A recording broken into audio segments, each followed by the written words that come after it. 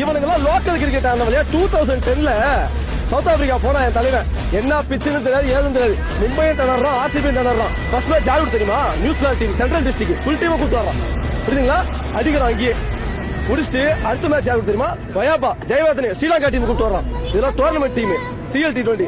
சில தற்கூரிக்கெல்லாம் தெரியாது. அதே அடிக்கிறான். மூணாவது மேட்ச் விக்டோரியா கூட ஃபுல் ஆஸ்திரேலியன் கோடு ஆரியன் பிச் கேப்டன். ரொம்ப கஷ்டம், டிராப் பண்ணோம், சூப்பர் ஓவர்ல போய் தோத்தோம். நாலாவது மேட்ச் யார் தெரியுமா? நாலாவது match warriors south Africa team, அவனையும் அடிச்சோம். ஓகேங்களா? ஆனா வாரியர்ஸ் என்ன பண்ண தெரியுமா?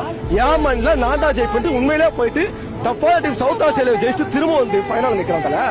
விடுவோமா? நானு ஒரே ஒரு 132 ரன் வச்சு மண்ணக்கவு வச்சேன். சவுத் ஆப்பிரிக்காவிலே போய் என் தலைவன் அதான் கப்ப தூக்கிட்டு வந்தான். உள்ளூர் கப்பு இல்ல, வெளியூர் கப்பு பார்த்தா அன்னைக்கு எழுத ஆரம்பிச்சான் சவுத் ஆப்பிரிக்காக்காரன், ஆஸ்திரேலியாக்காரன். டேய் இவன் பெரிய ஆள் போனதுடா. டேய்